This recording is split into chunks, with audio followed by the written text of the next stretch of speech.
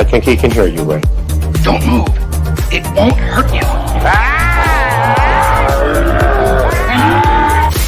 I feel the need for speed. Ow!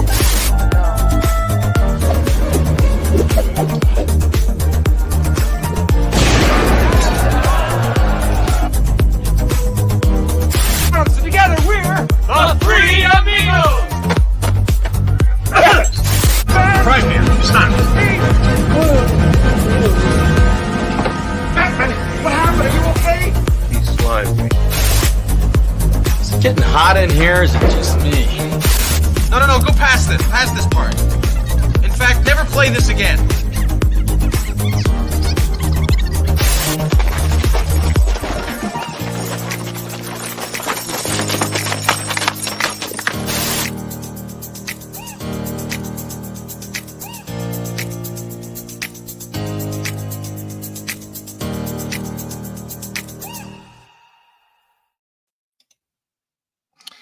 Hello and welcome.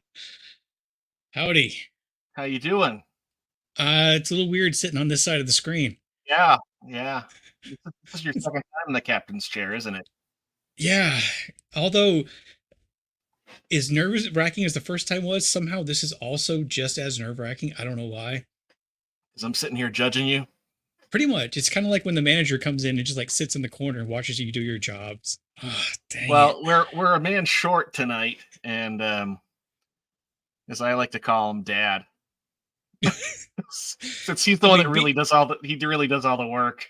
Being a man short is a little bit weird considering the fact that we've realized that I am the shortest man in the group. Well, we're the average. So yeah, we're a man average. Yeah. Well, we got the shortest person, we got the tallest person, so we even it out. Well, I'm excited to be reviewing this film tonight. This was your pick, correct? Yes. It was kind of a off the cuff thing. Usually I spend a lot of time overthinking what I'm going to pick. And one of JT, who's not here, obviously, one of his last shows was regarding time slips. And so this movie popped into my head, and that's 1980s, The Final Countdown, where the USS Nimitz aircraft carrier goes back in time. I had never heard of this film, was never aware of it. This was a first watch for me, so see, this is weird because I have seen this. I don't know if I've ever actually sat down and watched it all in one go, but as a kid, I remembered like 80% of the film. But yeah, it is kind of weird sitting in the seat as the guy who's seen the movie and talking to somebody who hadn't. Well, the first time I got you on the channel, you picked a movie I hadn't seen before, which was The Last Starfighter. Oh, yeah, that's right. Yeah. That's criminal. Everybody should see that. I mean, I probably saw it when I was really little and I just didn't remember it, but yeah, that was not something that I really kind of grew up watching a ton. I don't know why. But I enjoyed that. That was great. Like when I get to see a new movie for the first time and experience something different. I'm looking forward to hearing your thoughts on it, unless you hated it, in which case, boo you. Just get that out of the way. Well, you'll have to find out.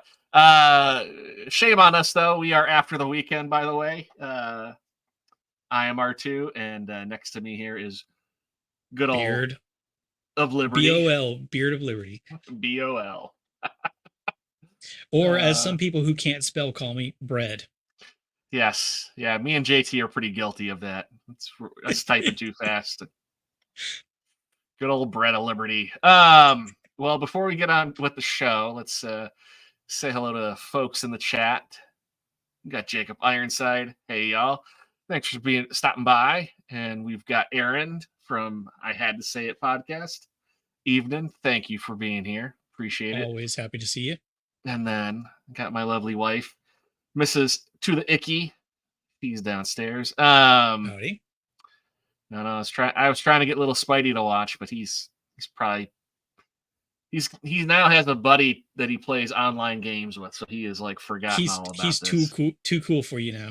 Exactly. But no, appreciate everybody being here. Yeah, I've only heard the song. Yeah, that's true. The song by Europe came out 6 years after this movie. Came out But in was 86. inspired by this film. Was it? Yeah. It was actually inspired by the film. So, all right. Yes, Bread of Liberty. Freedom sandwiches. I was gonna say that's a new line of keto bread, the Bread of Liberty. I approve. I could see you on a sack of bread. Can we not call it a sack? A loaf. There we go. A baguette.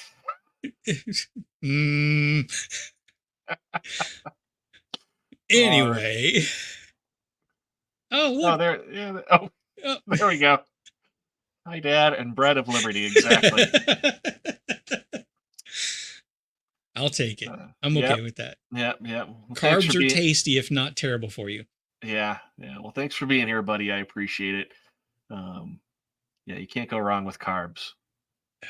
Well, you can, but you'll enjoy it all along the way. Yeah. It's worth the punishment. We're clicking the same thing. All right. Pumpernickel. Yeah.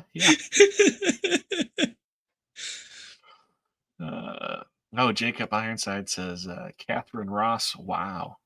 Yeah. I'm not disagreeing.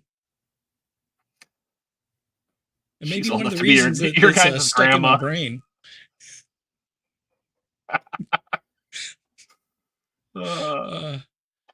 Why don't you share with us what this is about? All right. Let's see here. Well, I'm not going to go necessarily through everything you see on the screen. Y'all have eyes. You can read it. So the basics of this film. The USS Nimitz aircraft carrier. Somehow, and you know what? It's from 1980. They're going to be spoilers. Deal with it. Somehow, and it's never explained, gets sucked back to December 6th, 1941. Out there in the Pacific in Pearl Harbor. So obviously, what are you to do with the top of the line, like aircraft carrier and all the planes that are ready for war when that December 7th is coming up? I was going to say, we should mention, for those of you who don't know history at all, it was on December 8th that the Japanese attacked the U.S. at Pearl Harbor in 1941, too. December 7th. Oh, it was December 7th? I thought it was December 8th. December 7th, 1941, okay. A date which will live in infamy. Yes, they go back. I always thought it was the 8th. Okay, I believe you. No, they go back to they're maybe 12 hours ahead of the attack, which started early in the morning on a Sunday, around, I think 7:55 is one point where one time that they put in the movie. And I actually worked at a place where I talked to a woman who lived in, her husband was in the Navy at Pearl Harbor for that day, but they had decided to go to church. And that's the only reason that he wasn't killed, because he wasn't on the boat. Wow. Yeah. But anyway, so the premise is fairly simple. It delves a little bit into some science fiction and timeline causality and things like that that tickles my nerd brain. So what do? Do they intervene and try to prevent the attack on Pearl Harbor, which would essentially be the U.S. declaring war on Japan, as opposed to reacting to an attack? So and could they even actually successfully do that? Because you've got the whole grandpa theory, where if you go back in time and you kill your grandpa and you're never born, how could you possibly go back in time and kill your grandpa? So it deals with a little bit with some time paradoxes here and there. Yeah. And I was gonna say, even when they kind of talk about it, it's essentially, it's very much, it's a damned if you do, a damned if you don't situation. And, Um, and the XO of the ship, even like he starts talking in loops, and because he's mad at everybody else who's talking in loops, and in his argument about them talking in loops, he finds himself talking in loops, and just kind of like he's frustrated because it's so hard to wrap your brain around if you're yeah. actually in that situation. But I was gonna say, like, with like kind of what the captain does. I mean, it's one of those things. It's like, as much as you want to not go with it, at the same time, it's like he's got a point. Well, yeah, and when you're dealing with the military, who officers who have sworn to protect the nation and the people in it, if they were to find themselves in a different part of history in the past, would it be right for them to throw that oath to the side and ignore things just to make sure that history happened? Or should they actually intervene, not knowing how things would turn out later on? So is as let's be honest, there's not a ton that happens in this movie. No, But as little as there actually is, it does kind of make you think about those things a little bit more than you might expect. I mean, especially if you're seeing it for the first time, because you don't exactly know what they're going to end up doing. So yeah, if you're seeing it for the first time, I imagine, as you said, for a first watch, how are you seeing their kind of dilemma on whether you should or you shouldn't? yeah. I mean, especially as things kind of got on as you got into the story too. I mean, you kind of, like I said, you really kind of were like, okay, well, I get what's being said. I kind of agreed with everybody in their arguments. I mean, and we'll get more into that as we progress. But yeah, I mean, it was definitely a lot of unique perspectives from that Mm-hmm. aspect. I do want to point out, it was nice. I didn't really have to make a graphic for this. I found a really high quality image of the bottom of the poster that just showed everything that we normally cover now here on the show, other than the runtime. Just 2 The stars in runtime's it. kind of nice because it doesn't overstay its welcome. I think it actually, as little as actually happens in this film, like we've kind of alluded to, I don't think it overstays its welcome. Like, instead of having long dialogue scenes or long, overly cinematic, wordless scenes, except for maybe some of the aircraft prawn, as we mentioned in the back room, because you'll have this tense discussion, and then a realistic but not overly drawn out like walk to a different location. Like, it's still kind of like makes you Yeah. feel like you're feeling the Well, tension that they're having to deal with. well, one of the kind of the neat things about this, especially again, if you're a fan of anything regarding the military, um, is this takes aboard the USS Nimitz, which is a nuclear powered aircraft carrier that this was brand new at the time, and it's still in service today. And in fact, it was all filmed on the Nimitz. At least Yes, the majority of it. They did not shoot really on sets for it. There might have been a there few, but there was, if I remember correctly, some of the final scenes, like when they're approaching Pearl Harbor at the end. Not to jump ahead, but I'm going to do it anyway because whatever. R2 put me on the top slides here, so I can do whatever I want. I think it was actually the Kitty Hawk, because the Nimitz was at that time deployed to the Atlantic, not the Pacific, and it actually had it had to go out and to do some sort of official thing. So they didn't have it available at the end to film yeah, certain scenes. So they ended up filming on a different aircraft carrier. It's not obviously noticeable unless you're really looking for it. yeah. Unless you're very familiar with it, had been on ships like that, but you could tell a lot of those shots were very much, everything was very up close. Yeah. They weren't really showing off the ship at all for that, but that was, I thought, very neat. I mean, one, that they actually got to film on it when it was new, and that two, it's still in service today. Well, it is and I don't know if it is maybe one of the first. I kind of think it might have been of just like this really kind of intimate look at a military vessel like that, especially an aircraft carrier, because I can't imagine that there were too many films that had that level of access that they had previous. Well, the U.S. military kind of goes two different ways with films, and anything that's kind of paints the military in a positive light, they fully support it and will go, whatever you need, we'll help you with it. And that was kind of how they viewed the script, as being,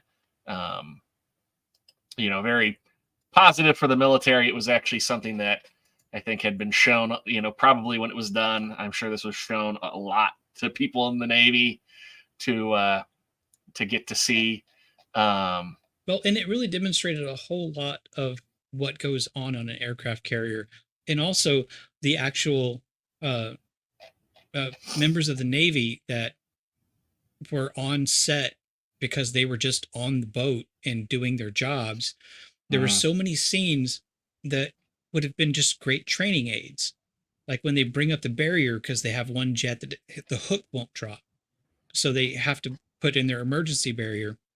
When they're rapidly launching jets off the platform and then bringing them back in, that's all good training aids as far as the Navy is concerned. But it also makes really good cinema because, especially these days, outside of like something that Tom Cruise is doing for Mission Impossible, most people are going to CGI all of that. And everything in this movie was filmed with actual F-14s and other planes from the ship flying around and performing the maneuvers that you see. It's real and it's amazing. Well, I was going to say at the time, the Nimitz was the first of its kind, so it's known as a Nimitz class. No, I can't think of what they call it, aircraft carrier. And it wasn't until actually back in 2017, I don't even think the ship had actually gone into service. That's just when they started building it. It's now been replaced by the Gerald Ford class. So that's the first of its. That's the biggest one now. But this was also the first nuclear powered aircraft carrier. Prior to that, it was all conventional power. So they were just kind of diesel engines. Yeah, they just kind of briefly breeze over that after the ship goes back in time, and before they even realize that that's what happened, they ask about the engine, and somebody says reactors are performing normally. Yeah, everything's cool. We're good to go. Yeah. I mean, those reactors though are pretty solid. I mean, even back then when they made them, I mean, there was just no other way there was anything that was too risky with them. I mean, there's no way that they could have used them.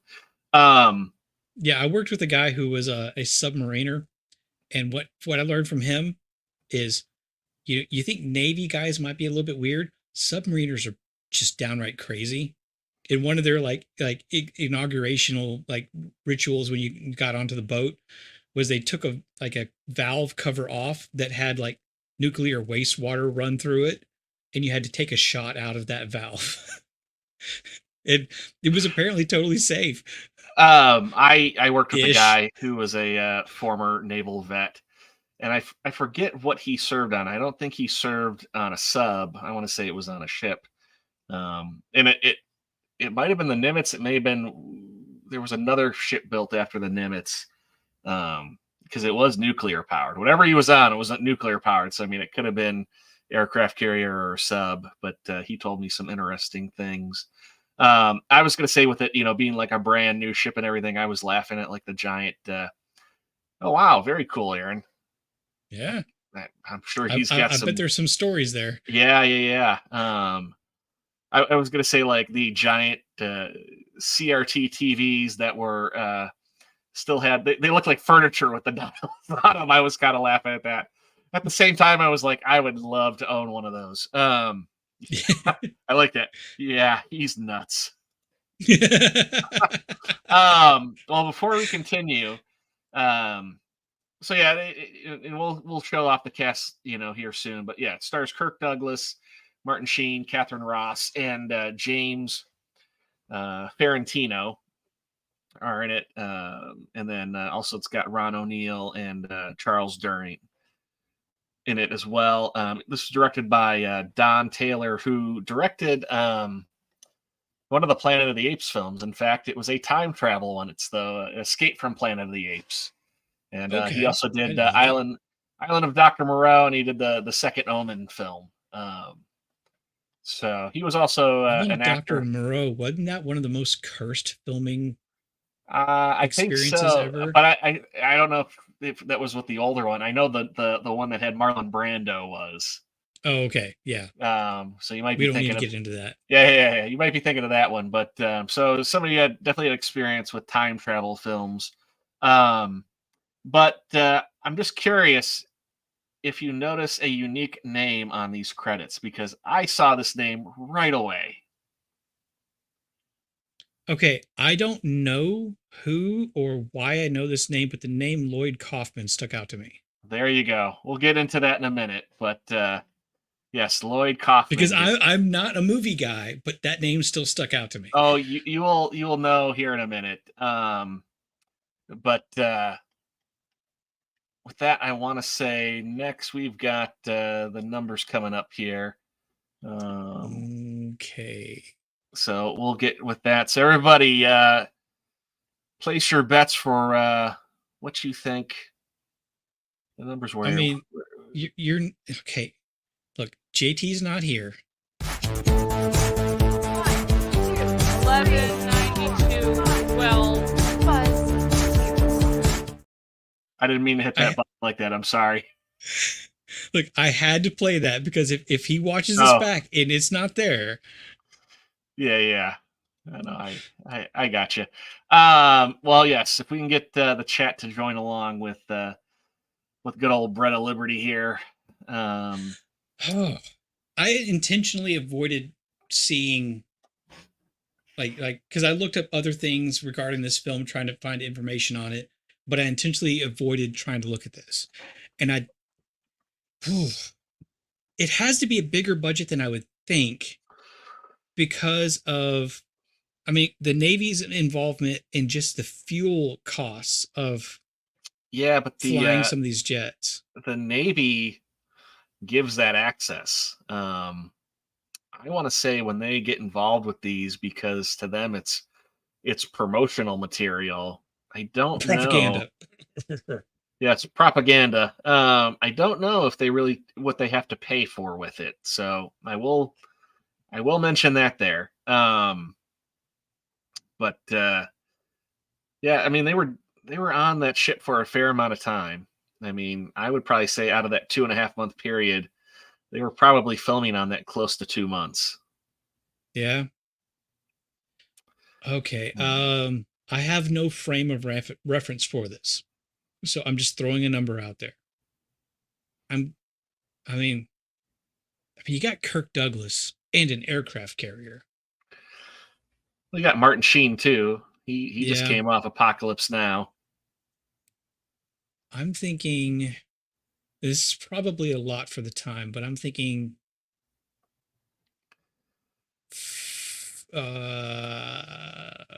45 million budget, and which we would consider. That's $1979, or you're guessing? Yes, $79.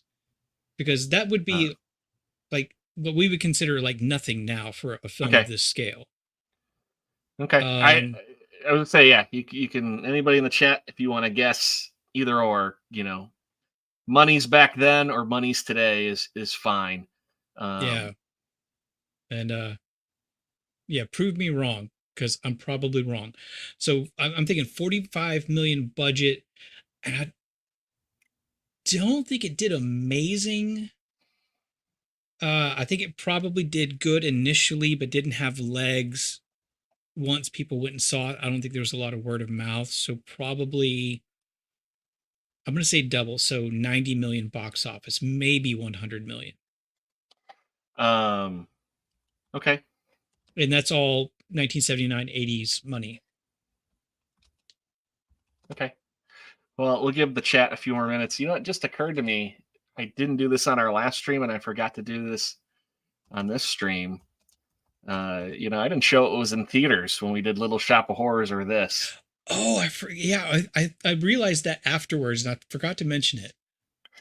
Yeah. So I'm gonna bring up this separately. I'm getting this up to date here. Since I don't have a slide for it, but nobody in the chat is guessing. I'm a little bit bummed.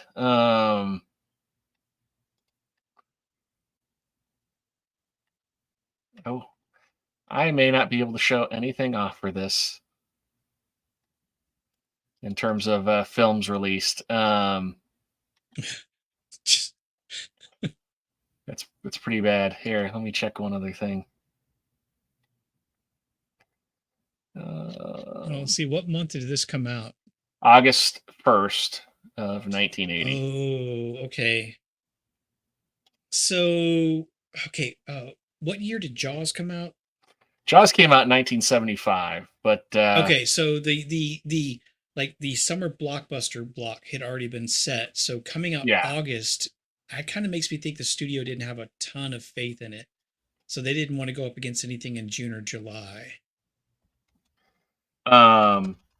Well, Empire Strikes Back had already come out this year. So that's kind of the other thing. You have to go off of there. But all right, well, here we go. So 12.5 million. Way off. And I was gonna say, that's why I was like, are you sure you're not talking $2024? Wow, I mean, even in 24 to make this for 53 million, that's pretty impressive. Yeah, but that's kind of thing that you definitely got to remember with I feel like films at a certain point, budgets really didn't start getting crazy until kind of the early 90s in terms of like actors taking a huge amount of the pay. Well, and like you said, I mean, I guess combining what you said and kind of what I said earlier about the Navy stuff, if the Navy is approaching a lot of this as training exercises, then that becomes something that's just part of their process, not something they have to charge a film studio. Yeah. So, I guess that does make sense. And then it only did 16.5. Now this film, it was distributed by United Artists, but it was produced independently. It wasn't done by an actual studio or anything. It was independent too, and that I think that might be a reason why. Even kind of watching the trailer for it, it kind of had a little bit of a kind of low budget feel. Like, I mean, it almost felt like a Planet of the Apes. Do you know what I mean? Like one of the sequels in terms of that type of film, just kind of watching it. But I mean, there like we said before, there are a lot of scenes that go on for a little while that are jet fighter prawn. And if you like that, like I do, like I did not feel like this film was as long as it was. Like I expected to kind of like be a little bit bored watching something older like that, even though it was my pick. Like I thought, okay, I'll get through this. But there was those scenes I just loved because I love that era of aircraft. It had a little bit of a slow start getting it up to speed. Kind of once it got going, it was a bit better on the pacing. Yeah, because it's not so much a war film or even a time travel film as it's a drama. Yeah, but it's still it's a sci-fi film, if you stop and think about it. But here's the cast, and you can see the four big stars there on the left. Now the guy who he goes into like the rec room and he's like, crazy stuff's going on, and he's kind of essentially he's got a kind of an attitude of like something bad is happening. That was Peter Douglas. That was Kirk Douglas's son, one of them. Oh, okay. If you watch that, I'm like, why does this guy look so familiar? And it's like, oh yeah, it's one of his kids. And even at the risk of stepping on your trivia, I'm really glad they didn't cast Michael Douglas as Martin Sheen's character, because that would have been really difficult to like separate those two as not related. Sure. No, I get that. But I was gonna say even his name tag says Douglas on it. So Oh, I didn't even notice that. there was a hint to it. Now, at the far top right there is Lloyd Kaufman. He plays. He's the guy. He's got the dark black beard, and kind of when they hear the music when they first go back, and they're all the essentially the officers are all there talking to the captain and trying to figure out like where they are, what's going on. Lloyd Kaufman is the guy who I'm assuming he owns it, but Trauma Films, so Toxic Avenger, yeah. and James Gunn got his start with him. He always makes cameos in James Gunn films, but the Trauma Films, those are all Lloyd Kaufman, and he was an associate producer on this. Yep. So no, I saw that. I'm glad I didn't look it up before the show, because as the credits were rolling, I saw Lloyd Kaufman come up. I know that name. Why do I know that name? And I reached for my keyboard and thought, nah, I'm not going to bother. Yeah. So I thought that was pretty unique. I mean, he was like I said, an associate producer on this, which really he's that's like being a producer's assistant. And but he also acted in it, just for a small part. I was kind of hoping that our buddy Roman would drop by, because I want to ask him about, because he's like 150 years old. He's been around forever. I kind of wanted to ask him about beards in the Navy, because it seems like when you're on a ship where you might have to put on fire gear that needs to seal around your face, that you wouldn't want to have a beard or be allowed to have one. But, 70s and 80s were a crazy time. Well, I was going to say it probably maybe kind of depended more on your role on the ship, perhaps. And I think at that time, I mean, one, it's a movie, but I was going to say, I mean, there were, I think for some people, right, they can get like a pass on having to shave if they're like sensitive skin or something like that. I've heard that, like if anybody's got like skin condition or something, I don't know.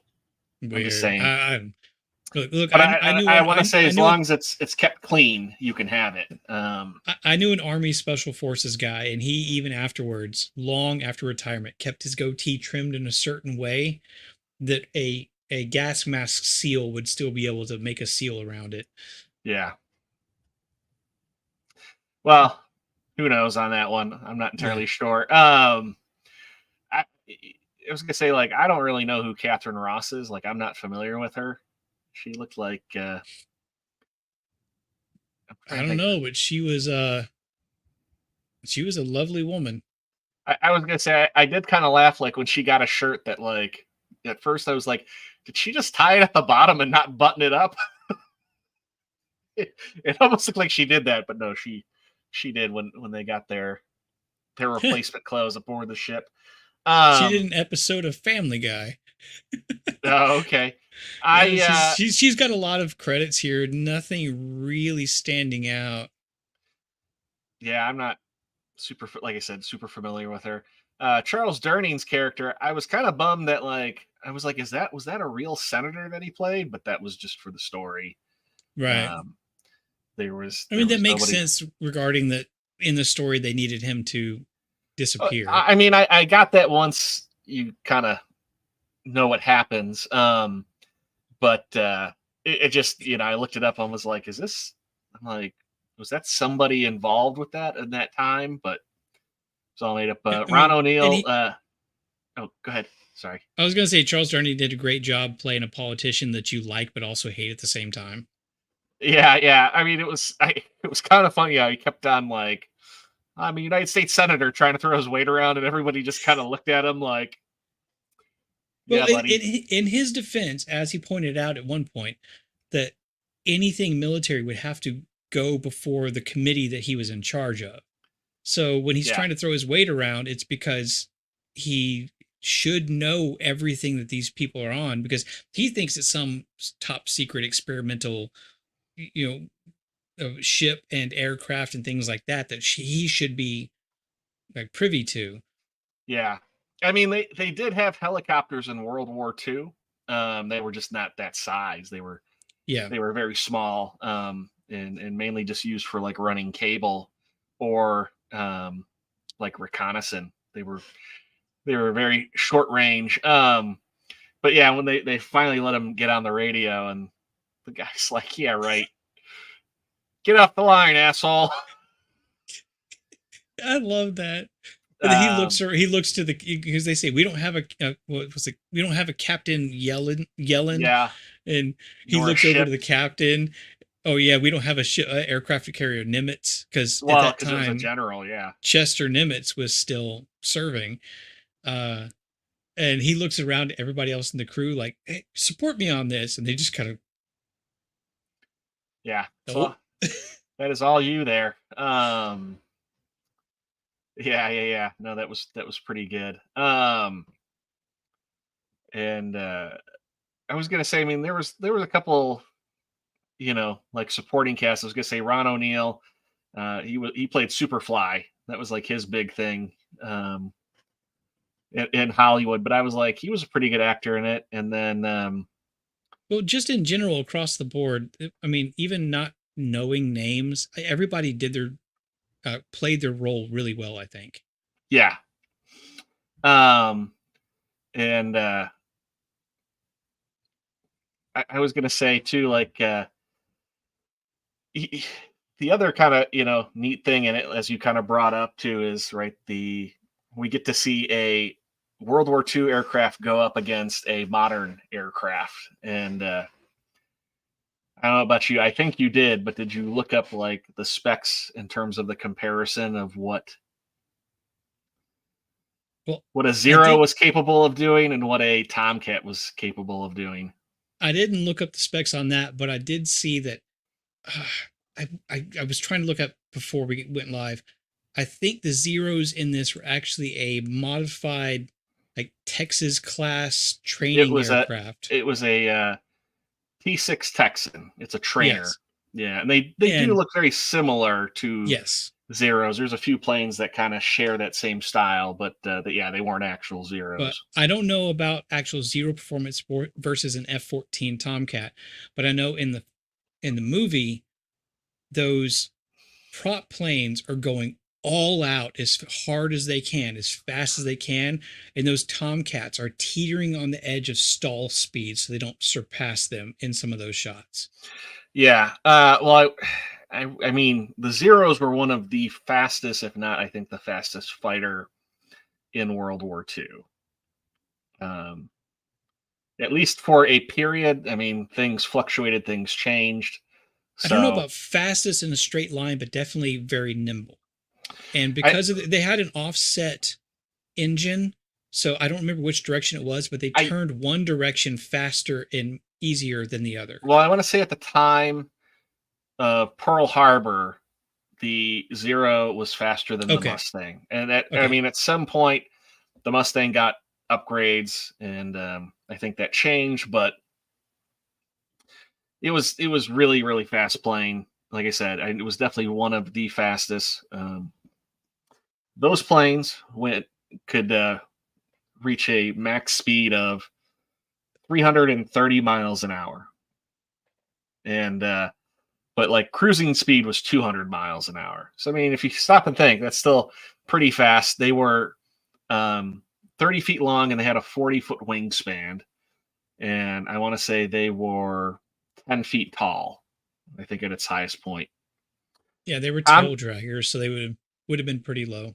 Yeah. The Tomcat was 60 feet long and had a 64-foot wingspan when the wings were fully deployed, and then when they were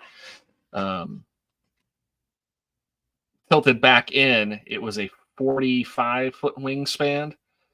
And the Tomcat, I couldn't really find a maximum speed. They were capable. They're capable of going like 1,500, 1,600 miles per hour.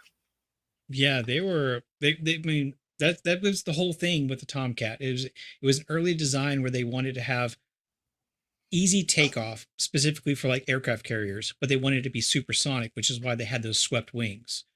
So they could sweep them back and get faster speeds without having to deal with as much turbulence or force on the wings. Yeah, yeah. But so like kind of knowing that too, you don't really ever kind of get that perspective of, I mean, essentially it being twice the size. I mean, being 60 feet long, that's a massive vehicle to be going like that I said, fast. 60 feet long and then 64 feet wide. So just, like in my head, kind of thinking about like what that, I mean, that was kind of like the one thing that was very odd, is that the Japanese soldiers were not like more in shock of what they were seeing, Mm-hmm. Because like when the senator and Catherine Ross see it, they're definitely like, "What is that?" And they even, it's super loud as it comes by. That part I thought was really interesting that they didn't see that, but yeah, and they end up making one stall, and then the other one shoots down the other one with a missile. Well, there's in that scene, and it I will admit it goes on for a little while, but if you like aircraft, this tickles that nerve, and you just don't care that it's going on for a little while. But you've got two Zeros, and they're strafing this boat with a senator and his crew on it. And then you got these two F-14s that were sent out to basically just find out what the heck is happening. And they see this going on. They get the okay to start messing with the Zeros. Like they're not clear to fire yet. Yeah. And one of the things I like best is when they just like they fold their wings back and go supersonic and they blow past those, and you see these two Zeros that are flying perfectly in formation, and then of course that turbulence and that wake goes by them, and they just kind of start going all over the place. Yeah. And as many times as that film or as this movie focuses on those jet wings sweeping back, every time that they're in a scene with the Zeros, they're out because they have to be going really slow not to overtake them. And by the way, a quick look up, the F-14 Tomcat was capable of Mach 2.4, which is 2,740 miles per hour. So probably cruising speed is that 1,500 miles per hour. Yeah. But just cruising, it's already 5 times faster than the Zero. That's why every time you see them, they have their wings all the way out. And I'm not joking. One of the things I saw is every time that they had to do that, you'll see like the Zeros flying straight and the Tomcats doing this to try to dump speed. Yeah. So that doesn't overtake it. But it is this close to stall speed. It is on the edge. And there's one part when they're actually cleared to engage, or actually right before they're cleared to engage, one of the Tomcats is flying up behind the Zero, and he dumps his speed and goes like nose down, what they call a hammerhead apparently, and goes straight down to the water and just barely pulls it out right before he hits the water. At least according to the trivia, and I don't think you have this in yours, so I don't think I'm stepping on your toes. The sound there was a combination of the actual sound of a jet afterburner and the scream of the pilot's wife, the pilot who did that stunt, when she first saw him do that, because it is a sketchy stunt. Yeah. It is he is hundreds of feet, which sounds like a lot, but in aircraft terms, that's not a lot. Hundreds of feet above the water, and he basically stalls out and noses down towards the ocean. That's crazy. Yeah. No, it is. I was gonna say, you definitely too, like watching it, you feel a little bit of Top Gun. You just hear the music playing. And this was like 4 or 5 years? I forget 6 years. Okay. Yeah, this was still like the pinnacle of the F-14s and things being the pinnacle of American aircraft. It had been out for about 5 years at this point, so it was still a relatively new aircraft. Yeah. That was neat to see. I mean, at the same time, it kind of gave you the perspective of the sense of, I mean, outside of the limitations of how much firepower they had, but based on how they could fly, they could essentially force these planes to crash. Yeah. And it almost seems like if a Zero were to even hit it, it would have been just sheer dumb luck. Mhm. And I mean, and those planes were built to take hits too. So Well, having something come from like the caliber and the velocity of a World War II aircraft, it would not do nearly as much damage as something of the equivalent, like late 70s, early 80s. Yeah, because the Zero had like a 7.7 millimeter gun on it, and I want to say, I think the Tomcat has like a 20 millimeter gun. Yeah. So it real quick, you don't have to go back to it, but I do want to shout out the actor Soon Tek O, who was we like see him right here in the middle. Yeah, he was the captured, because they had two Zeros. They blew one up in the air and they had another crash in the water, which obviously upon rewatching this was a model airplane. But aside from the wave height, I think they did a really good job of making it look to scale. It was well done. But yeah, he's a Korean actor who played a Japanese pilot. And a lot of people apparently were like, oh no, that can't be. But Japan took over a lot of Southeast Asia at this point, and either because they were willing and supporting of the Japanese Empire at that time, or were conscripted, a lot of Korean and other Southeast Asian nationalities were in the army or air force of Japan. So it makes sense. It's fine. Yeah, Japan kind of had been ruling Korea for about 40 years. Yeah. At that point. No, actually, I almost had that bit of trivia in mind, but I actually took it out. So that's good that you showed it. I'm glad I'm not stepping on your toes. No. Like, I know you put work into the trivia, but I also read it and it just kind of comes out as it happens. Yeah, no. It's all good. At the same, I was gonna say, if you're looking at these photos that I did grab, a lot of this film is just groups of guys standing around looking at paperwork and talking to each other. It really is, but I can't speak for you, but I still was really engrossed in it. No, I mean, it's not terrible, but I'm just saying, like, it's kind of the biggest amount of action is the dogfight. And then, I mean, yeah, a good chunk of it is just everybody, right, kind of voicing like their opinion or kind of their theories of what's going on. Yeah, it's more military drama than it is action. Yeah. I mean, it is definitely more of that than I remembered it being as a kid watching this when it would come on like TBS or something.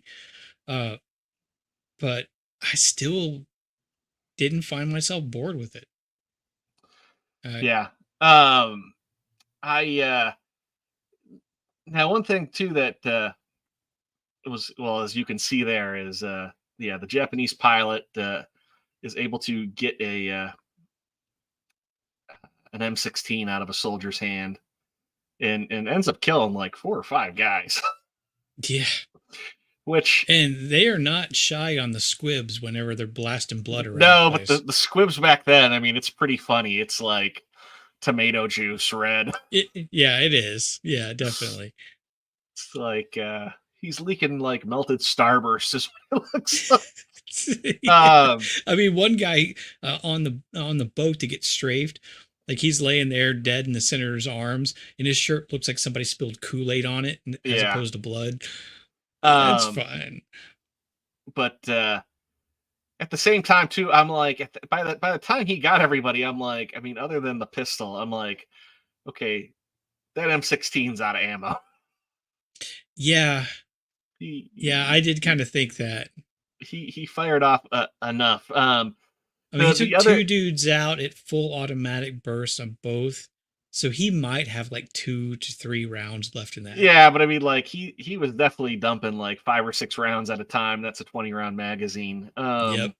But I was gonna say, like, it was, again, like I kind of almost wish that he like would have been thrown off when he used the firearm, because Japan really didn't have anything like that. And for somebody who's never used that firearm before, he was rather formidable with it. Which I considering that he would have been dealing with typically a pull the trigger once, it fires once, and he didn't react to it. Yeah, I get that. Yeah, well, and I mean, Japan did have a couple of submachine guns, but they were 7mm. I mean, they were very, very small cartridge. Yeah, and typically that would have been, at the time, it would have been either a much larger machine gun or a much smaller compact frame. Looking at a typical rifle size like there, yeah, that wouldn't be something that he would think would be fully automatic. And I'm just noticing, am I wrong in that picture you have in the center, or is there no magazine left in that gun? There is a magazine in there. Okay, it must be blending in on my screen. Yeah, it's you're seeing just kind of the bottom of it. Oh no, I see it now. I had a full screen. Yeah. But I'm just saying, like, that would have been such a futuristic thing, I feel like, for him, that there was no reaction of kind of slightly being surprised by it. But like that, like when that scene goes on too, you're kind of like, well, right. I mean, because of rules of war, right? They, he survived the crash. They pick him up. But then when he gets his hands on firearms, I mean, you are kind of like, well, what happens now? It's not like he's going to be able to take over the ship, but I mean, it was kind of a unique moment, though. Yeah, my knowledge of Japanese military etiquette and tactics during World War II is extremely limited. Let me just throw that out there. But in general, they did have this do as much damage as possible, even if it ends your life kind of mentality. Sure. And they put that out there among the public, among the civilians. And that's one of the reasons that we resorted to nuclear weapons, is because a ground war would have been like trying to invade Texas, where you have like 20% army and 80% rednecks going after you. So, well, I was going to say, on the flip side, though, that's why Japan did not go further into the U.S. They hit Pearl Harbor and they turned around, because Japan was well aware that the United States was full of people with firearms. Yeah. And knew that if they were to invade the mainland, that even though it may be a surprise, pretty much any household that they come upon is going to be armed. Yeah. I mean, and firearms aside, it was just the mentality that they put out there among the populace is to, if all you have is a sharp stick, you pick up the sharp stick and you fight until you're dead. And so that's one of the reasons that we didn't do a ground war in Japan, is because it would have been devastating not only to our troops, but it would have been more. This is hard for like people to accept. And this may be controversial to some people.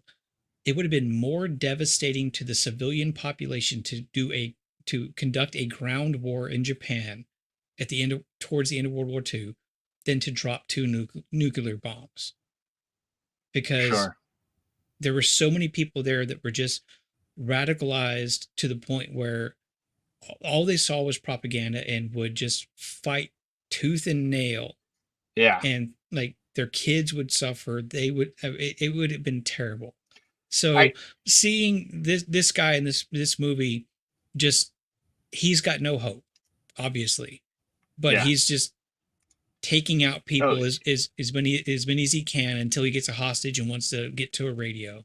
It makes sense. He's got nothing to lose, but it was one of those. It's like, what happens? Because, like I said, he's got a pretty limited amount of ammunition there. So, like, at some point, I'm like, even if he deleted everybody in that room, I mean, he doesn't know that, and all the rest everybody on that room, like Dirty Harry counting how many rounds he fires.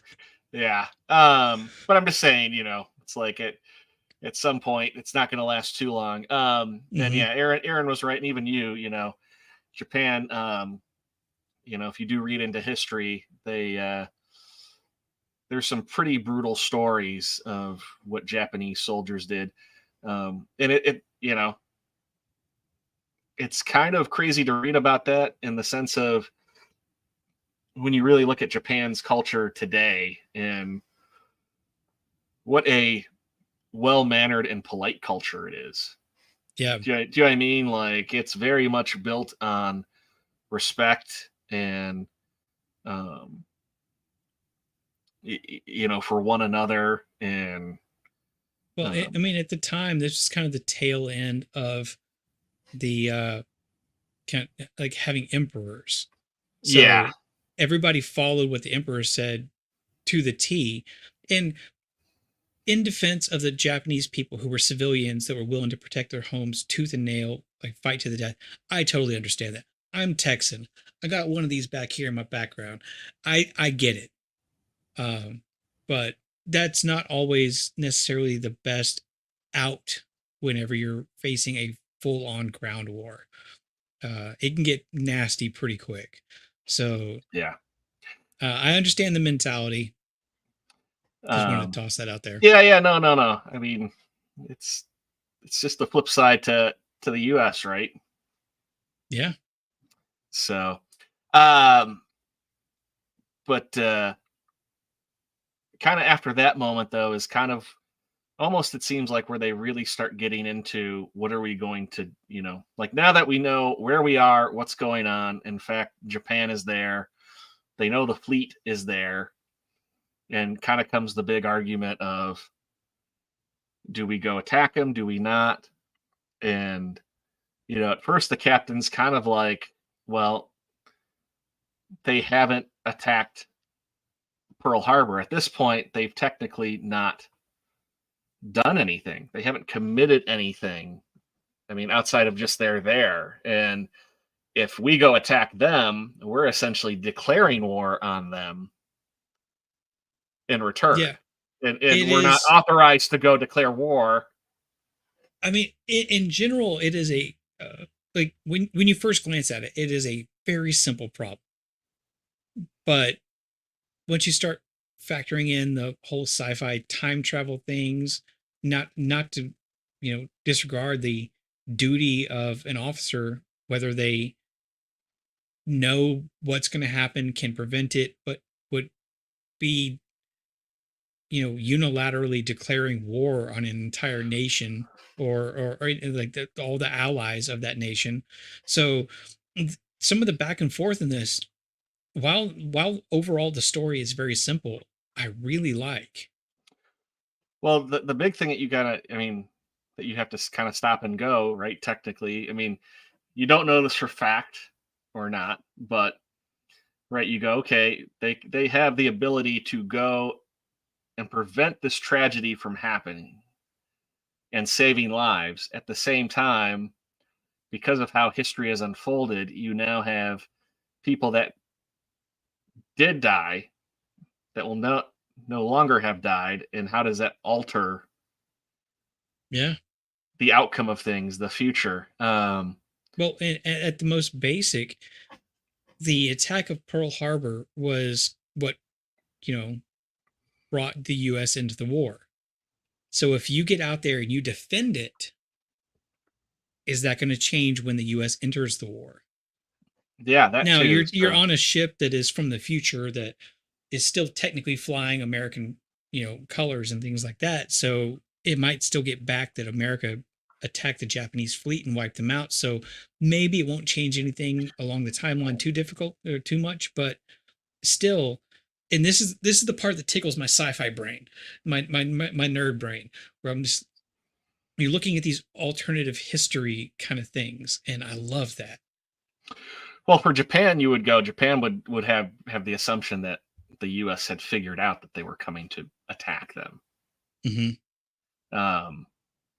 And probably not play the part of, why are you attacking us? We're just we're just sailing out in the ocean, right? I mean, they could have, because at the beginning of the film, before they go back in time, you have the Russian trawler that's out there fishing, that's looking to try to gather information on the Nimitz. So, Japan, it could have said, we were just out there patrolling and the U.S. attacked us unprovoked and things like that. But that's one of the things about all alternate history things. It's all what ifs and could haves. But it was essentially, it was basically all of Japan's Navy going out against the Pacific Fleet of the U.S. So, yeah. It wasn't like it was just one ship out there. But still, it is. It's one of those things, like, what does that do? How does that affect things? And right, that's the whole thing that they kind of conclude with. At the same time, the captain makes the decision, okay, I'm going to send a squadron out there to go and attack them. And at the same time, they find out that two of these people that they rescued from this ship that was attacked by the civilian ship that got attacked by the Zeros, is a senator that went missing the morning of, and essentially he was popular enough that if he had been around, there's a good chance that he would have became president after FDR. Though I also got at the same time, to my knowledge, Truman was very popular too and took over and even got reelected. So you do kind of have to go, I don't know if that would have changed it, but essentially he goes, this guy could end up becoming president now because of the fact that we saved him. That goes down the same route of like the was it 11/22/60, whatever it was. Well, and I was going to say thing, like if you change a president, does it change the course of history? Well, what I was going to say is, right, and I kind of wondered though. I was like, are they going to kill the senator? Like there was part of me where I was like, do they, end up doing something like that? And they decide they say that they're going to drop him off at Honolulu, right? Or was it Pearl Harbor? Pearl Harbor. And they end up sticking him on. It's I can't think of the name. It's the one Hawaiian island that's privately owned, and only like 200 people live on this island. They say, they're like, it's an uninhabited, and they're like, we're gonna essentially drop them off with a survival kit, so they'll be okay for a few days. That sounds like a really awful thing to do, but also, who at Pearl Harbor would believe somebody saying such crazy things as Japanese fleet is going to attack? Because the U.S., other than like, okay, I say this in my brain, I'm realizing it still sounds terrible. Other than like supplying and trading arms and things like that, was relatively uninvolved in the war. So putting them in Pearl Harbor to try to convince people who probably won't be convinced, only to then be attacked and possibly lose their lives, putting them on a different island, it was kind of the most merciful outcome. Sure. Well, the other thing too at the time, right? I don't know how my history, super well on this, but Japan and the U.S. had been working on a treaty, because the U.S. had said, right, we're not going to supply you with oil anymore, because they were buying oil from the U.S. And Japan came over, and right, I think they gave them like friendship medals, and essentially had kind of like tried to kind of work out like, hey, keep selling this oil. And I want to say the U.S. was like, we'll think about it. They didn't tell them yes, they didn't tell them no. I think they were like, we'll think about it. And it was kind of, Japan just didn't believe that they were going to do it. And so that's why Japan went ahead with this attack. I could be slightly wrong there. People in the comments, tell me otherwise. But let's see here. This is a very brief search with take it with a huge grain of salt, AI summary. But let's see, The U.S. imposed an oil embargo on Japan in 1941, effectively cutting off Japan's access to 88% of its imported oil, which was a result of Japan's aggressive military expansion and its refusal to withdraw from China. Let's see. I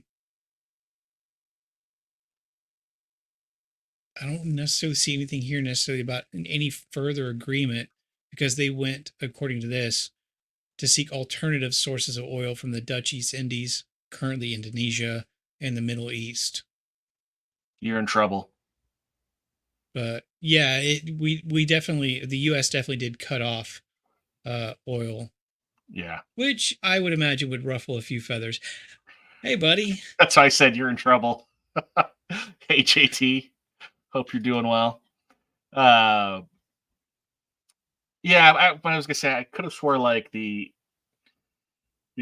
ambassador to the U.S. from Japan had come over to try and work things out, and like I said, I mean, I wouldn't be surprised if that was. Like I said, and I think it was left where it was like, we'll consider it. We appreciate the gesture, but again, kind of based on what was going on, and the U.S. was trying not to be involved in the war at all.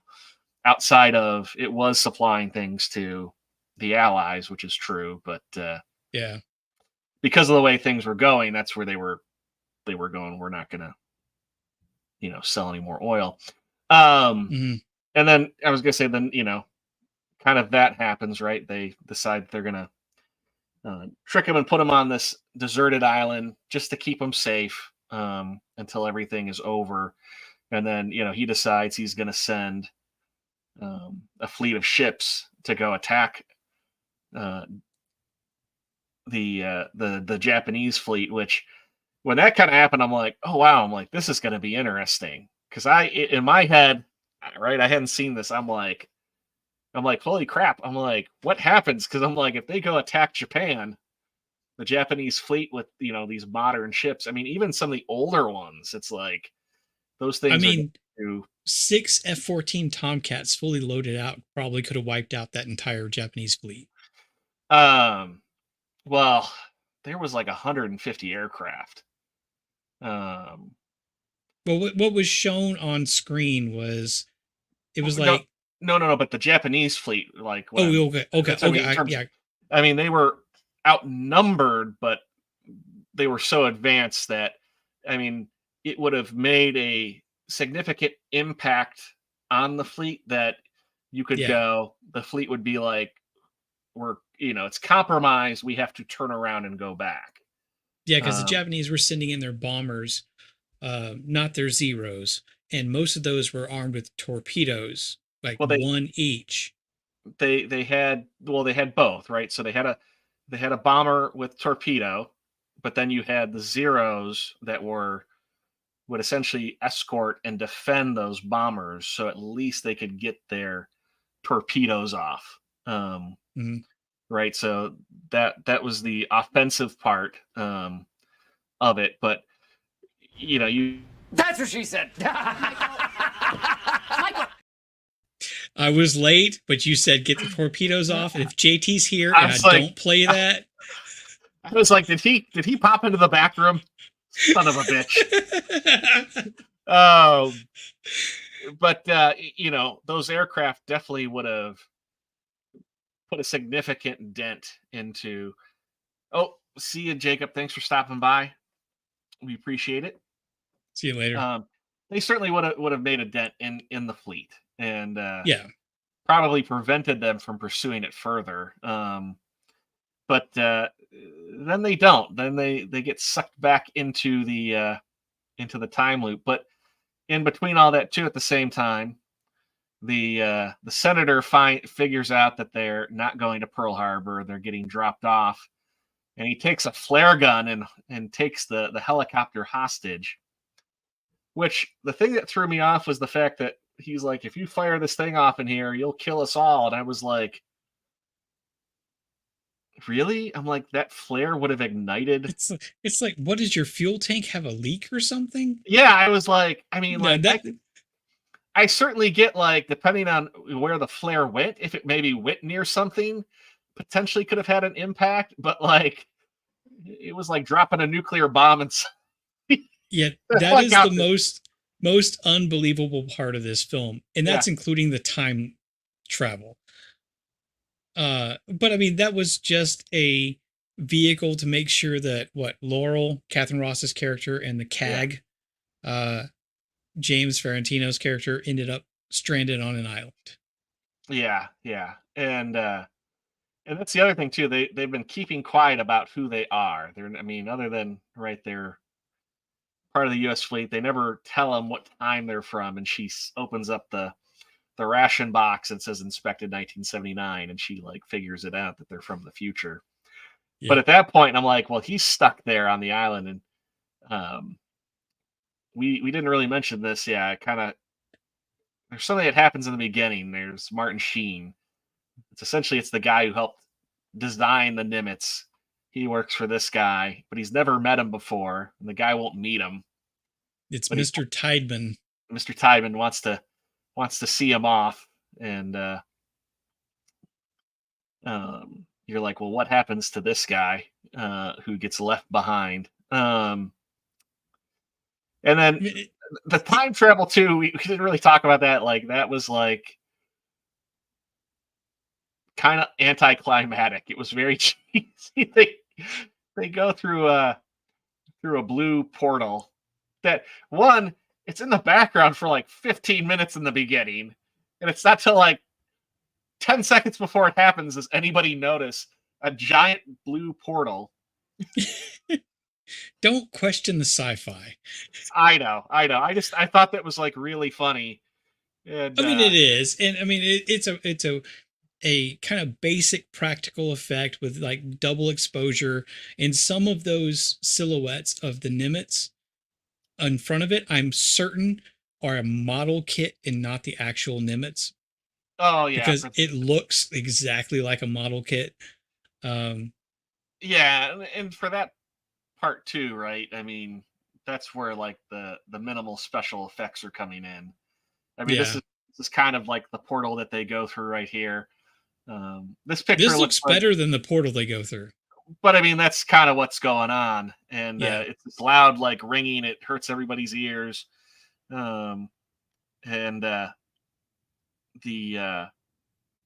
this image right here, I'm like, this looks like the Sci-Fi Network did their own version of that. Lettering is very sci-fi. It's like the Sci-Fi special, like where they like cover the Philadelphia Project or something. Yeah. But they do. Let's just address this real quick. They go back in time. They meet these people, one of which is Laurel. She gets stranded on an island with the future man, their CAG, like commander of the Air Guard, I think is what it stands for. And this entire time, Martin Sheen's character, Lasky, has this mysterious benefactor, Tideman. And and also they rescue Laurel's dog. From the wreck. So Laurel and Commander Owens are stranded on this island. The ship is ready to just attack the Japanese assault squadron, but then the same kind of time vortex shows up again, and unwilling to leave his pilots behind, the captain orders everybody back. And the pilots too are like, we see the fleet right there. Damn it. Yeah.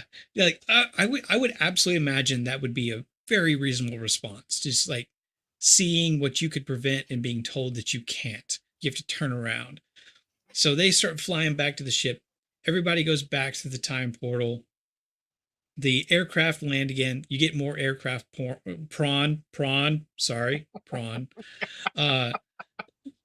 If you love this era of like military aircraft, you're gonna love this. I did. And this nice little thing towards the end where they're pulling into Pearl Harbor, and everybody, it's not just for the film. I'm sure this happens all the time. Like the entire crew is off on the port side to pay respects to the USS Arizona as they pass by. So everybody salutes. Nice little thing. Got a little tickle in the back of my throat, maybe a little water in my eye. Who knows? I was cutting onions. And And as Martin Sheen's character Lasky is leaving, he's got this dog that is from 40 years in the past.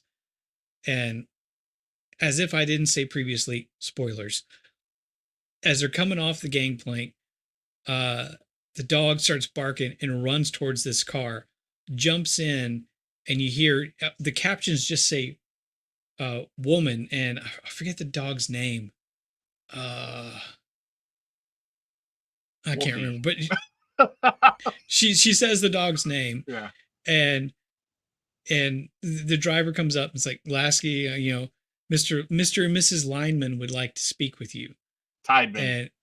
And he gets in the car, or he looks in, and it is Commander Owens and Laurel, who had been stuck on that island. Laurel, whose dog should not be alive anymore, being 40 years old. And finally, that also kind of got to me. He's like, seeing your dog after 40 years, that's nice. And under the name Tideman now, he just says, like, sit down, we should have a talk. It's like, or like we have like nice. A lot to talk about or something. Yeah. But it kind of makes sense because he knew so much of what had happened. He'd be able to bet on sports and build money and make bets and investments. And he was like a history buff too. He had a lot of information on Pearl Harbor, right. Knew a lot about the Japanese.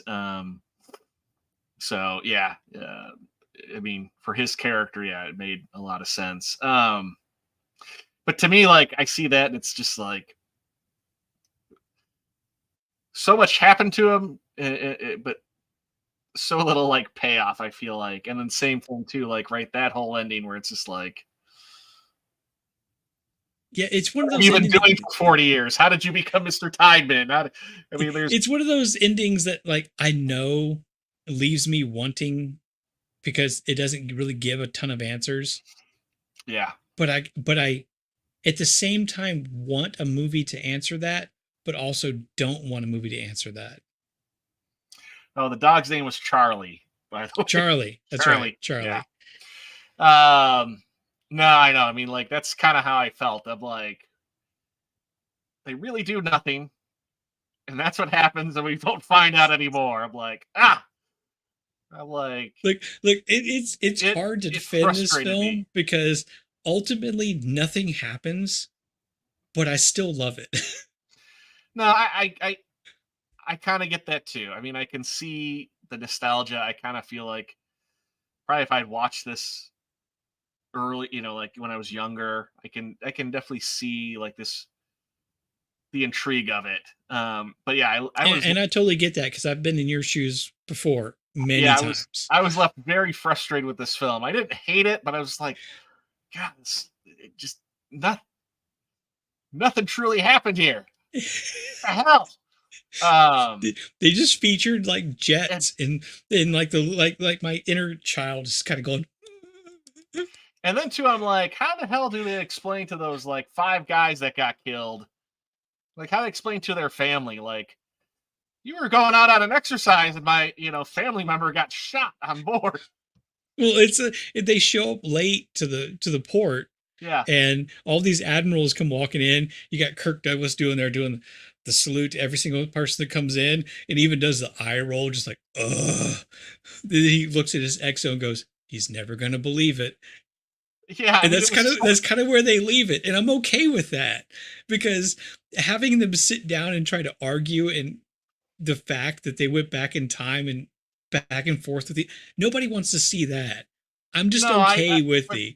I know. At the same time, though, I mean, it was just like, they'll never believe us. I mean, at that point, you've got pictures and radar readings and things like. So, we don't need to go down that route. No. But yeah, no. I mean, I like the pick. Like I said, I always like watching something new that I have never seen before. That's always a treat. But yes, I was left very frustrated with this film. I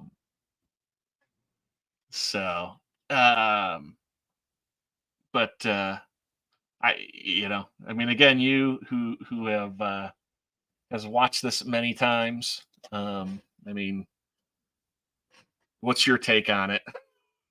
I mean, it's something that I know that I've seen before many times. Maybe not all the way through in one sitting as a kid, because as kids, our attention span is short and I just want to go outside and climb a tree.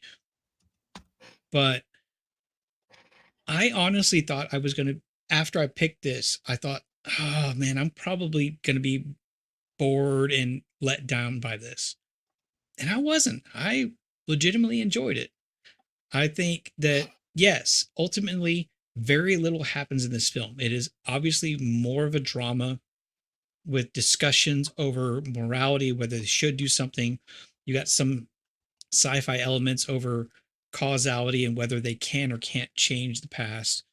But ultimately, I enjoyed it.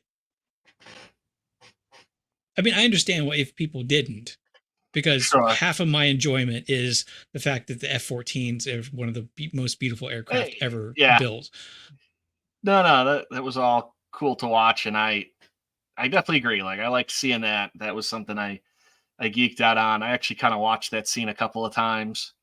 But yeah, unfortunately at the end, I was like left so frustrated, but it's okay. I've seen worse films. I've seen a lot of better films. I don't know if we're going to do it live this time, but if we don't, you're responsible. Oh, I have it up already. Okay. But with that, though, let's get into the facts and trivia. That's the fact, Jack! That's the fact, Jack! I was ready to click that just in case you dared go into another segment without a transition. Quick, get me in trouble. No, I got trivia is pretty light here. As we kind of brought it up initially, many of the interior shots were filmed aboard the actual US Nimitz and not Hollywood sets.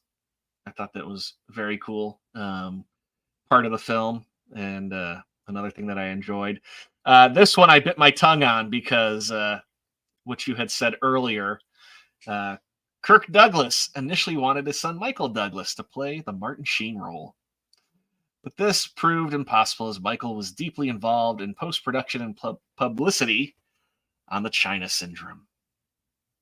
I mean, I guess if they had changed the story a little bit and put in a little like father-son drama dynamic in there, they could have made it work. But you definitely could not have had him in that role and played it off as just some random dude who showed up on your ship.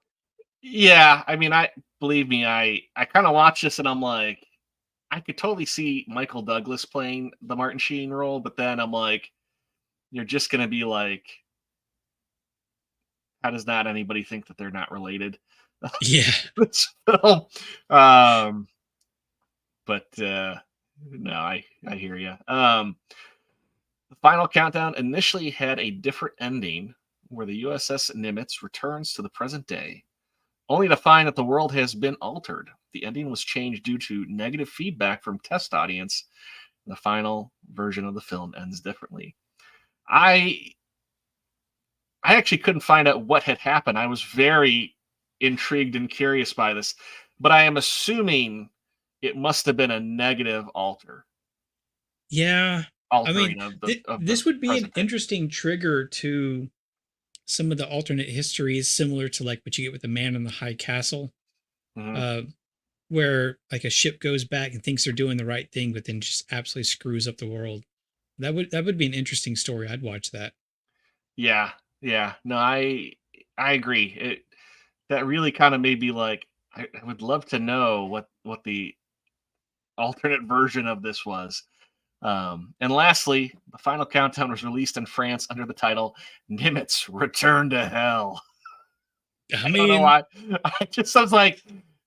I was like, wait, is the present day hell or going to Pearl Harbor hell? Both? But I'm like, the Nimitz was never there at Pearl Harbor, so how can it return to hell?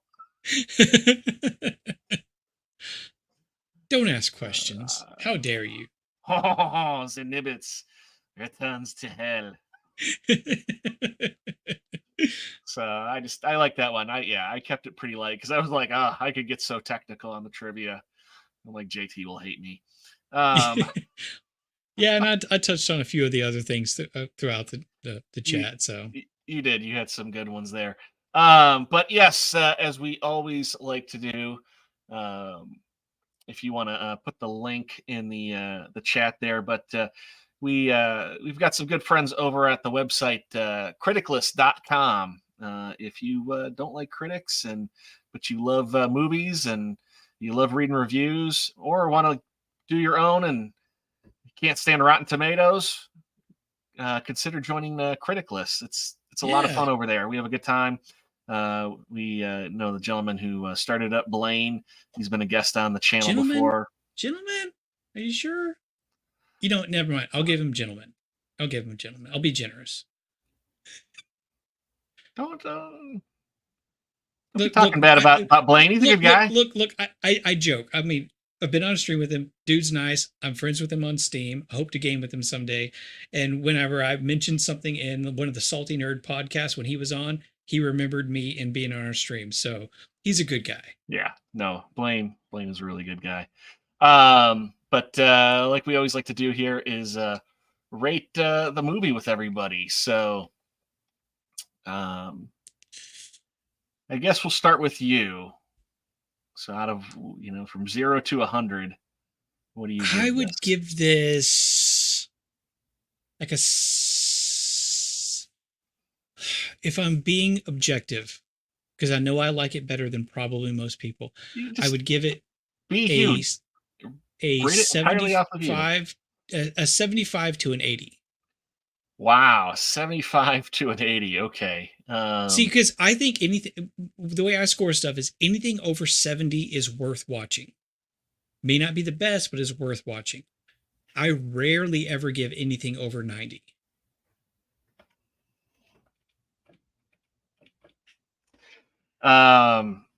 So I probably would give this a 50. Okay. I understand. Just Disagree, because, but I understand. Like I said, I mean, it's a decent film. Since we got no JT here, and we take the average. I mean, we could at least do a 69 nice, right? I don't really want to give Kirk Douglas a 69. Are you sure? He seems like he's a very generous. Never mind.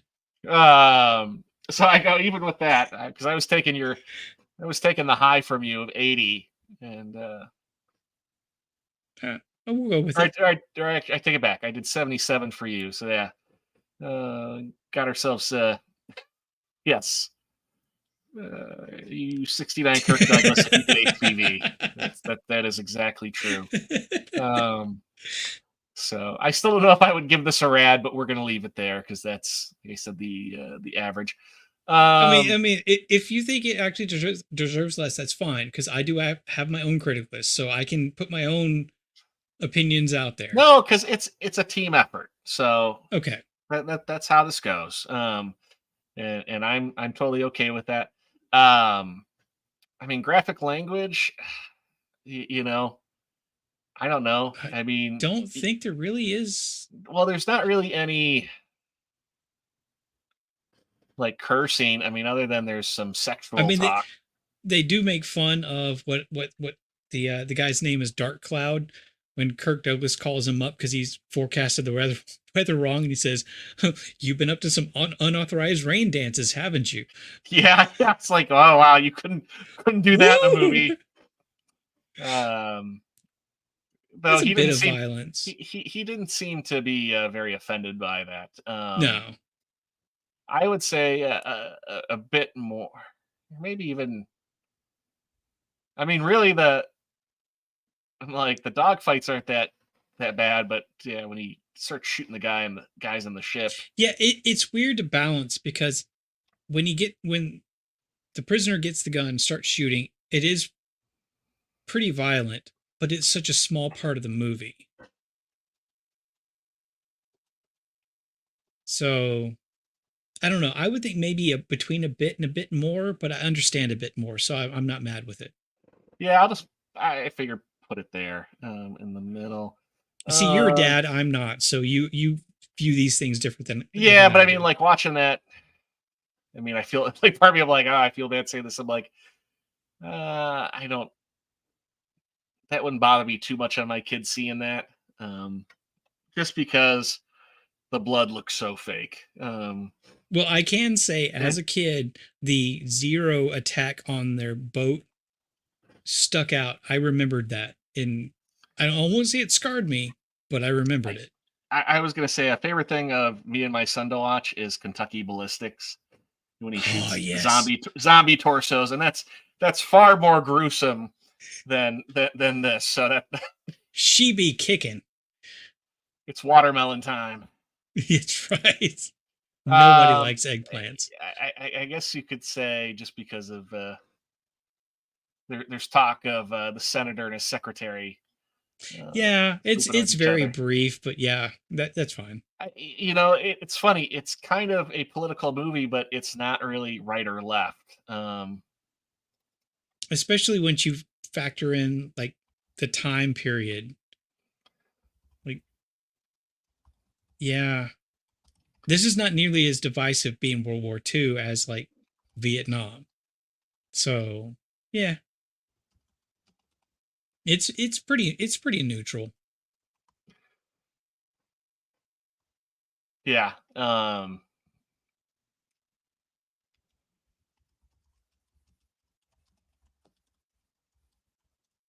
See, you actually put explanations. JT would just say like they argue about politics. Oh no! I'm just I just put that in there as a joke. I'd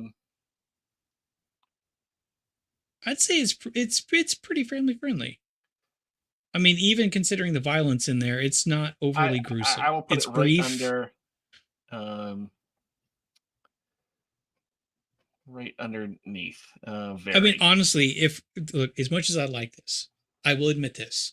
If you start watching this with your kid, they're probably going to get bored and start playing Pokemon before it gets into anything violent or that kind of thing.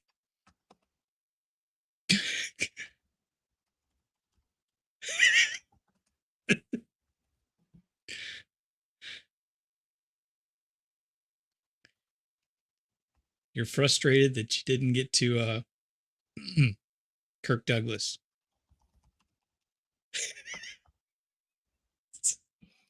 He's calling him out doing work stuff for a career that supports his family, and you're calling him out. That's what buddies do, okay? Yeah. He knows I love him and his family.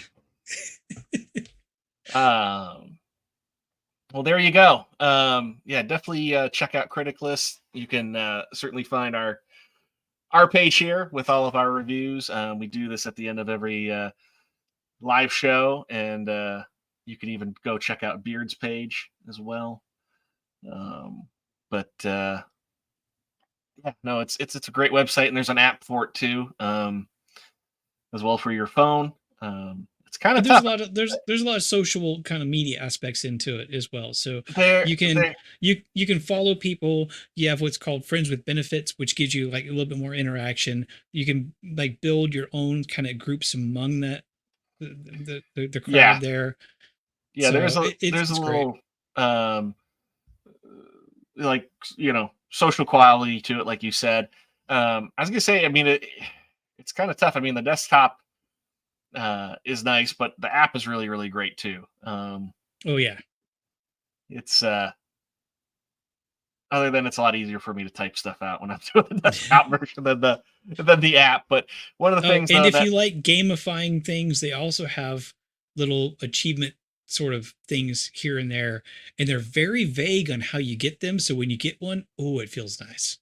Yeah, no, it's cool. I was gonna say one of the new things that they've added is where to watch. So if you're looking for a film that you want to check out, and you like the reviews that you've seen on it, they'll show you that. And then and I was going to say, and I think everybody noticed too, if you've got a YouTube channel, it'll let you link that. So yeah, after we finish our review, we throw it up there. Still, just Beard loves that R2 is frustrated. JT didn't even bother to show up. Right there beneath everything. Well, hey, gotta have fun. So and also, I gave him a little bit of crap at the beginning. Also, shout out to Blaine. He's very active on the site, not only reviewing movies but responding to your reviews and things like that. So, good guy, good team out there. He, his partner, business partner and wife are all active, kind of in this kind of space. So, I like them. They're good people. They are. Well, I was gonna say, I think that's all we've got for this show. Unless you got anything else to add. You were streaming earlier tonight. Where were you at again? I was over with Admiral Teague. He was doing a Fallout watch party for the last 2 episodes. I was able to be there for about 1 and 15 minutes of the second one before I had to come over here. Good guy. Do you want to throw that link in the chat here real quick for anybody to go check it out later? You know what? You ask me things on stream that I should probably have prepared for. But yeah, I'll pull that up real quick. Well, while you're looking that up, we will be back next Monday. JT should be back as well. We do not have a film picked out yet. We will try to announce that soon. And I want to say, we've been trying to plan things, but I don't think we're going to have a themed month for May as of yet. But maybe starting June, we'll get back on our themes. Those are always good. Those are always a lot of fun. Mr. Troy McClure of YouTube, are there any other places the folks could find you this upcoming week? So tomorrow at, remember what time, I'll be over with the Gourd King or the King's Court. And I think we're going to be revisiting the Phantom Menace because that's got an anniversary. See, Wednesday, I've got a twofer. I'll be live with Miss Martin Muses, 5 p.m. Central for a pub crawl. And then after that, I'll be over on Devil Made Me Do It's channel, Beelzehub, for Wrong Think, where we'll be tackling the Second Amendment. And it's rare that he does a single theme for the show, so it's going to be a full-on 2A conversation. And is he doing that on YouTube?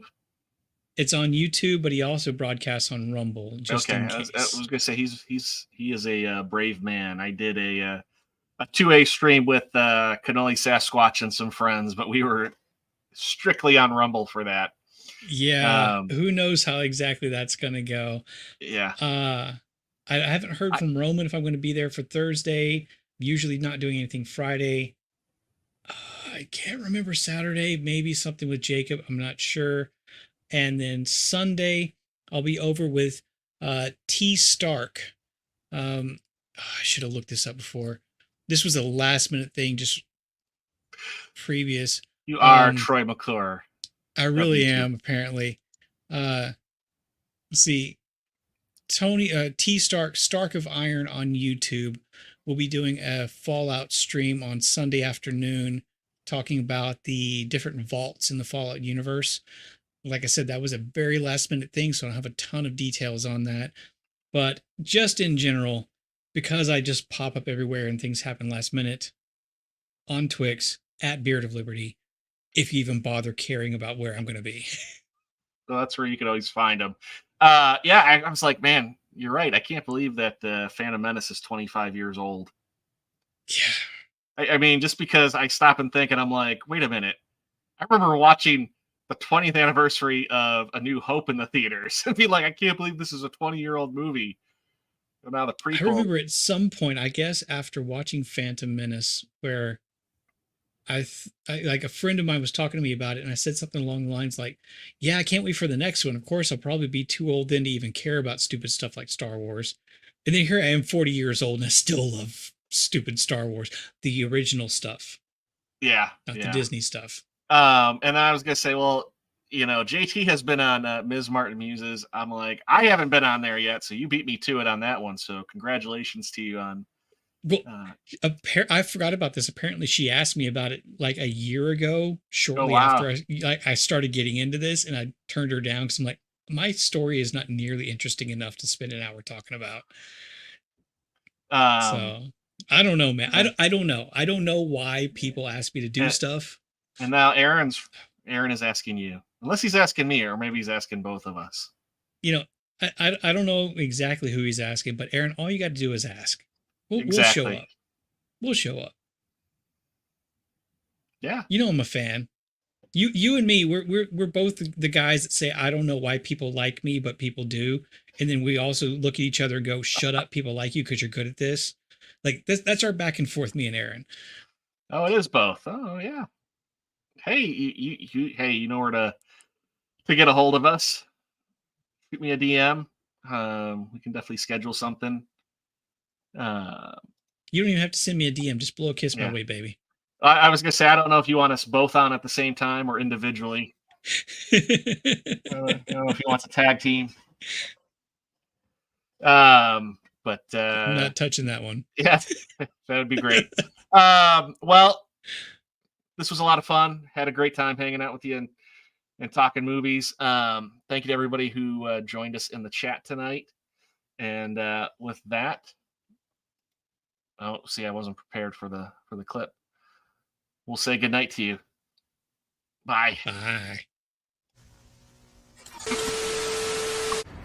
Truck to refrigerators to dumpster, 360 spin onto the palace, backflip gainer into the trash.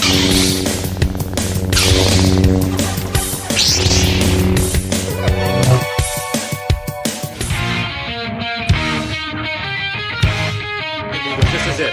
Next. Big stuff. Just relax and have fun. We're just gonna have fun with it.